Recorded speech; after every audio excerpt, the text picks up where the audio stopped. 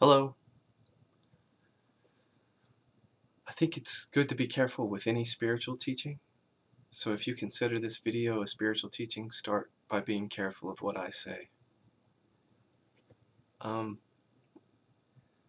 Let's just say that I sit here in silence for a while.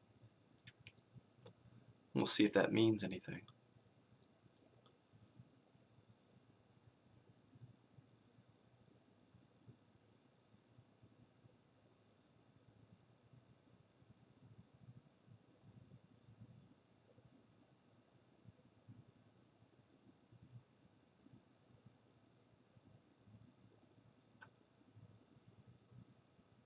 Maybe I'll add a smile to it.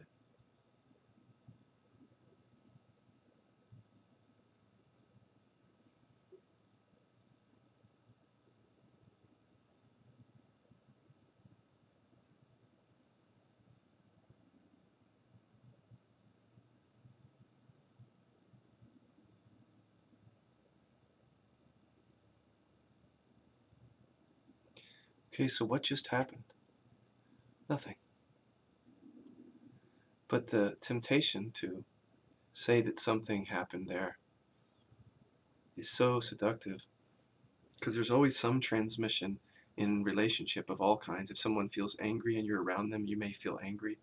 If someone looks calm, you may start to feel calm, and it feels like we're transmitting something. But the issue with spiritual teachers and teachings is that that kind of projection can keep the spiritual seeking going. This is why I talk about relationship as a mirror, and there isn't actually a mirror that you can see.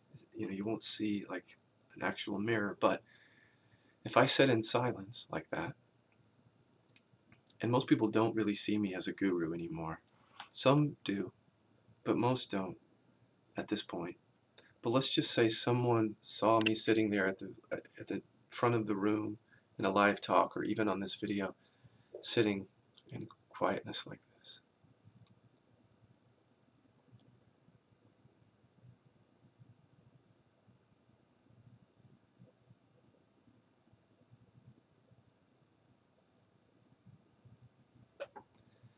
And then, as a teacher, if I'm not careful, I may start speaking of that you just saw, and even flowering it up or fluffing it up, like saying, I'm resting in divine being, or I have recognized essence, or essence has been recognized here, or what I am is awakeness, or something. There's nothing wrong with any of those words or any other pointers, but the point is that it's like a subtle ascribing of something to an individual, here a teacher. And the teacher can even sort of help the student buy into it, because there's a benefit for the teacher in that, to actually get people to believe that the teacher has awakened to some special state that's beyond all thought and all other states. And that's essentially something called enlightenment. But if you notice in the mirror of relationship, whenever you ascribe or project things onto someone, anyone, not even a teacher, it could be a friend who seems to have certain qualities, in the mirror of relationship, that's projecting back to you that you are deficient. So when you can't think of yourself, you can't see awakened people out there or enlightened people unless you yourself think of yourself as unawakened or unenlightened. You can't see other people in the world who have reached a special state unless you think to yourself that I haven't reached a special state, because that's how dualism works. That's how separation appears. So why not, instead of trying to reach the state that you believe someone else has reached, or even somehow find a realization that another person has reached, whether it's a teacher or a friend, why not just see if there is a self here in you that is unawakened, that is unenlightened? So if I were to do that, let's say I go to a satsang and I sit in front of a teacher who has this palpable, pristine, sort of quiet calmness with a nice smile, and that he or she doesn't really say much of anything. And I walk away from the meeting, and I feel good because of just the transmission of being with someone who's in quietness, just like I might feel bad if I was around somebody who was angry. There isn't anything particularly special or different about those transmissions. It's just one was calmness and whatever else was there, and the other one was anger. But say I walk away from the satsang and I'm seeking awakening, or I'm seeking happiness or love or freedom or something other than what I experience now. So I walk away feeling good and feeling as if somehow the teacher has something that I don't have. And yet, as I walk away from the satsang, because I feel the calmness, I think I've got what the teacher has. But then it comes Monday or Tuesday, back at work, the satsang is over, and all of a sudden these little irritating people are coming up and asking, demanding things from me, or the kids are yelling and screaming, or I'm back eating cookies and feeling awful, and then I wonder what happened. I lost whatever it is that I had, and then all of a sudden I ascribe whatever it is that I lost, I ascribe that special state to the teacher, so that I think that that teacher that I saw has it, and I don't. And that keeps the seeking going. It's like, as long as that teacher is seen to have it, I'll go back in an addictive way to sort of get my hit. Hopefully someday I'll reach that state that the teacher is in. But what I'm doing in that moment is I'm buying into a belief in a self that is unawakened and is unenlightened. And instead of just sitting with the irritating feelings that come up on Tuesday at work, just sitting with them quietly, letting them be as it is, or noticing the thoughts that come and go and letting those quiet. If I did that at work, I could simply recognize the freedom inherent in my own experience. I then wouldn't have to go chase after the teacher. But as long as I buy into that separation, that he or she has it, that mirror of relationship is working, and that sense of separation between me and the teacher is happening. So if you find yourself, it's actually rather sweet when someone says something like that about a teacher, when they say he's reached a special state, or he's at a higher level than most people, or say that about anybody out there. It's a sweet thing to say, and it's completely innocent. But what it does is it just keeps people making them feel deficient in and of themselves.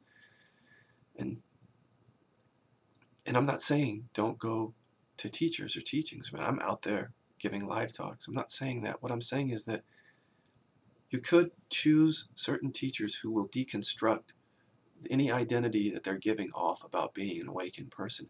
There are people like Greg Good or Jeff Foster, Jed McKenna. People like that will tend to help you see that whatever you're projecting is not real. It's just a projection of who you take yourself to be. Unenlightened me, unawakened me, unhappy me. And then they'll help you see through that self, and also help you see through the illusion of the teacher who has it. And then when you're seeing through both of those, then you're not chasing a teacher or a teaching to try to get something. You're actually just looking within your own experience. The way that we do that with the inquiries is we use the unfindable inquiry. That's just one way of doing it. But let's say I'm back at Tuesday at work after the satsang, and I'm feeling unawakened after the weekend of feeling awakened because I was with the teacher. You have to be careful, because the tendency is to want to get back to the teacher, to seek what the teacher has.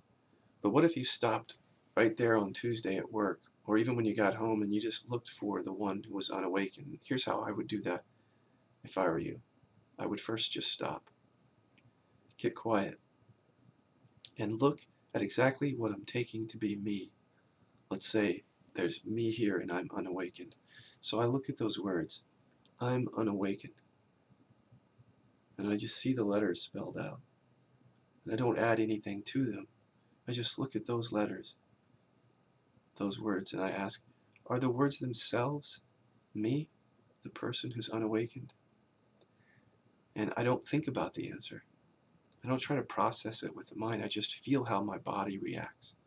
So maybe there's an emotion coming up that feels sad or anxious.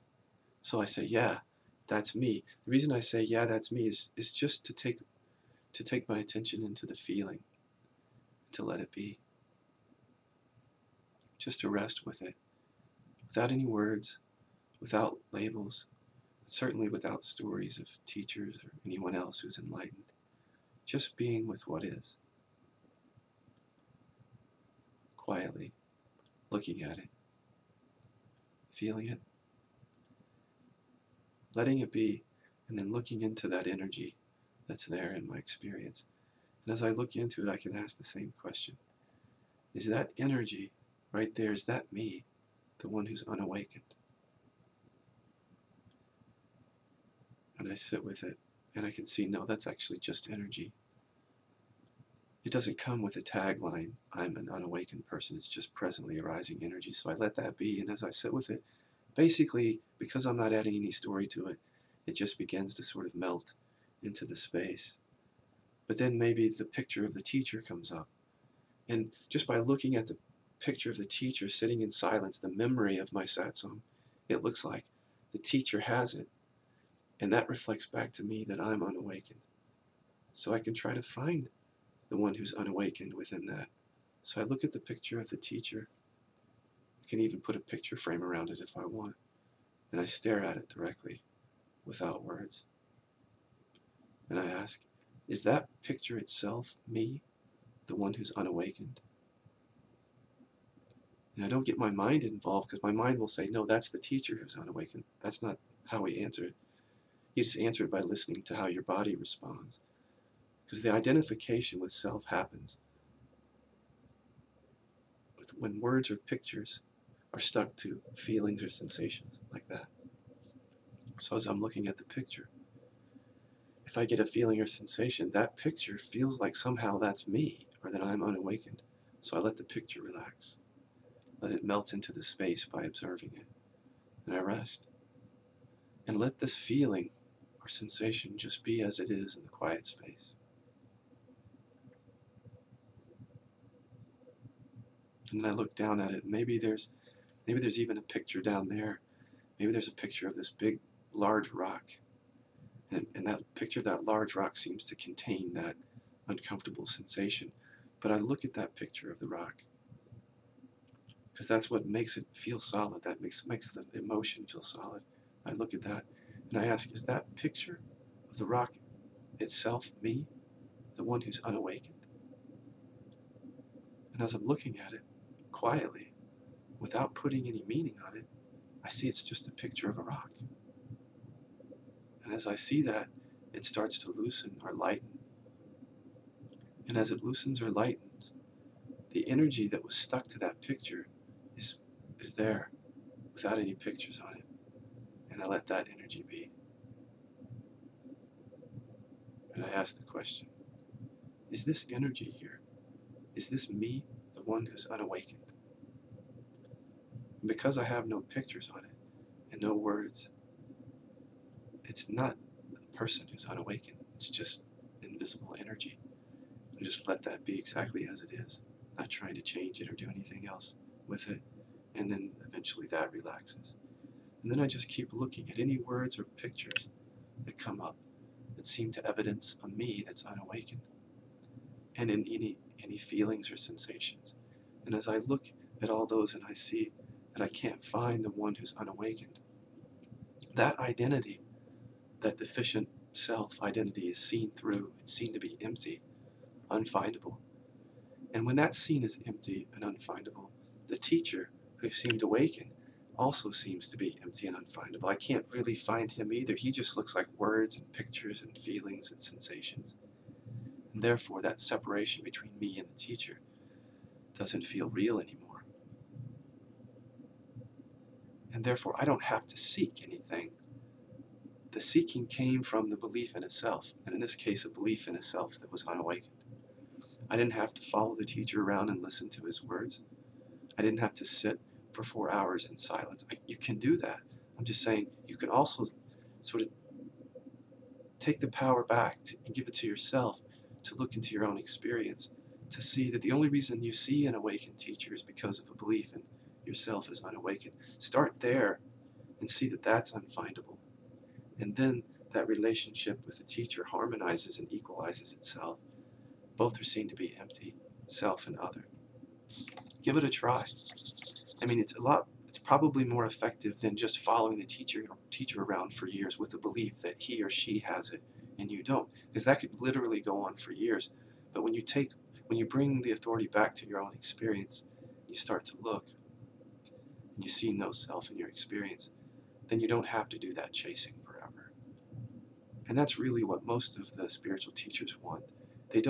Most of them don't want you following them around forever. They want you to see through who you believe you are so that you can be happy, enjoy your life, and not walk around with those stories anymore.